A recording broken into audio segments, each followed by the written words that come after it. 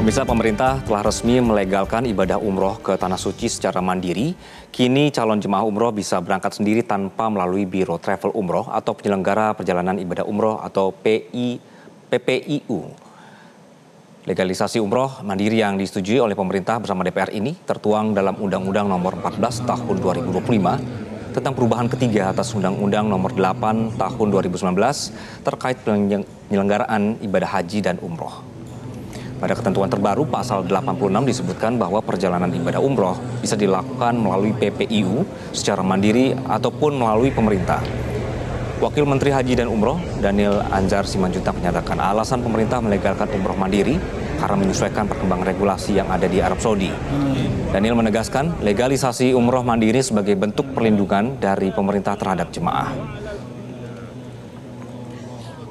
Sementara itu, anggota Komisi 8 DPR RI dari fraksi Golkar, Aprozi Alam, merespons positif aturan umroh mandiri secara legal. Namun pemerintah diimbau bisa membuat kebijakan yang detail untuk mengantisipasi penyalahgunaan aturan, seperti kelompok umroh yang mengaku berangkat mandiri.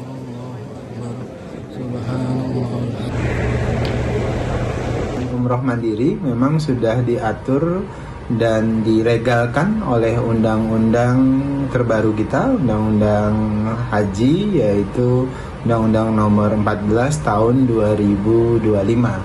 Nah, undang-undang tentu menyesuaikan dengan perkembangan regulasi yang ada di Saudi Arabia atau Kerajaan Saudi Arabia.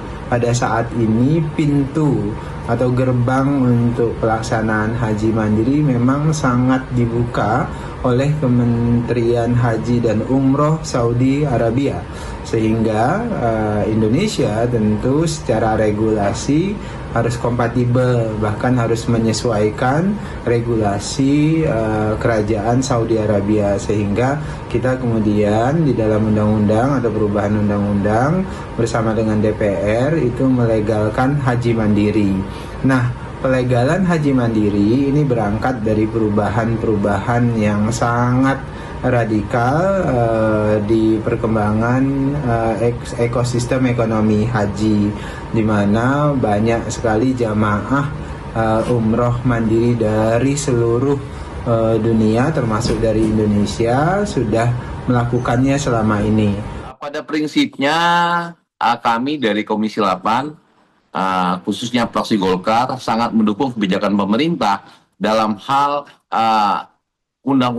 perubahan undang-undang terbaru nomor 14 tahun 2025 tentang pelaksanaan haji mandiri dan umroh mandiri. Saya pikir warga negara Indonesia juga harus siap adanya satu perubahan yang dilaksanakan menyesuaikan perubahan yang ada di Arab Saudi. Jadi kita juga memberikan peluang kepada masyarakat yang ingin melaksanakan haji maupun umrah secara mandiri dan dilindungi oleh negara. Hanya bagaimana Kementerian Arab Indonesia melalui Kementerian Haji dan Umroh dapat betul-betul mendata dengan baik, memberikan pemahaman dengan baik, sehingga masyarakat dan para travel juga mengerti, dan kita juga memberikan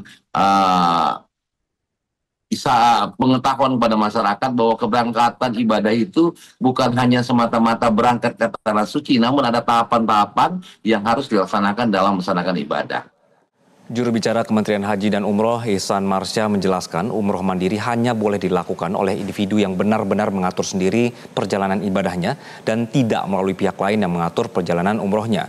Berikut cuplikan dialog Metro TV bersama Ihsan Marsya.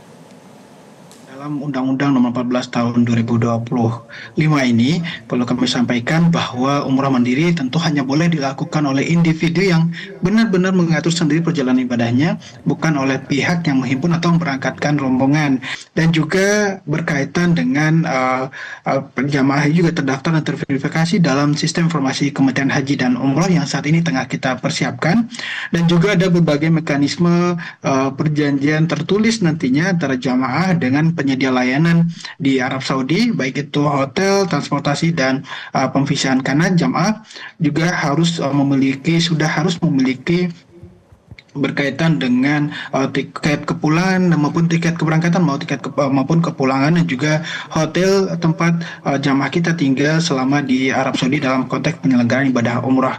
Di sini tentu melalui sistem ini ada mekanisme pengawasan yang terintegrasi. Dalam sistem ini jamaah terdata dan juga dapat dipantau oleh pemerintah melalui digitalisasi, melalui sistem yang sedang kita bangun. Tentu kita membangun kolaborasi bersama dengan pemerintah Arab Saudi dan juga dengan otoritas kita di Arab Saudi, misalnya melalui KBRI, KJRI, dan juga kantor urusan haji.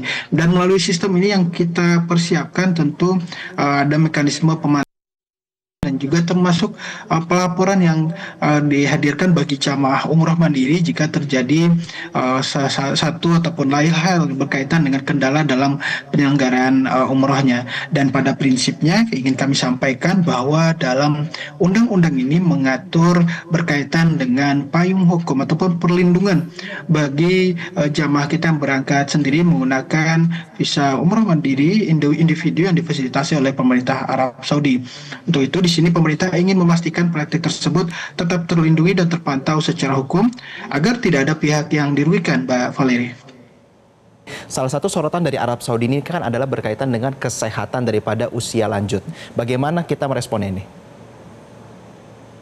Baik, Mas Yose, tentu ini menjadi salah satu concern kita ya berkaitan dengan kesehatan. Bahkan dalam konteks penyelenggaraan haji pun kami juga terus menyampaikan edukasi berkaitan dengan manasik kesehatan agar jamaah dapat betul-betul memperhatikan kategori istitoah atau mampu dalam konteks kesehatan secara fisik maupun mental. Begitupun dengan penyelenggaraan ibadah umroh. Umroh mandiri mungkin kalau kita sebut sebagai opsi bagi yang sudah berpengalaman, yang juga memiliki pengalaman ibadah umroh secara mandiri.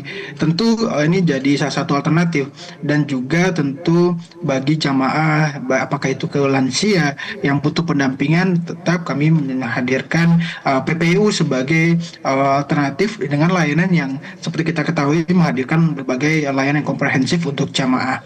Di sini sih untuk jadi skema umroh mandiri ini hanya alternatif tambahan, bukan pengganti baik tadi berbicara tentang penyelenggaraan ibadah umroh.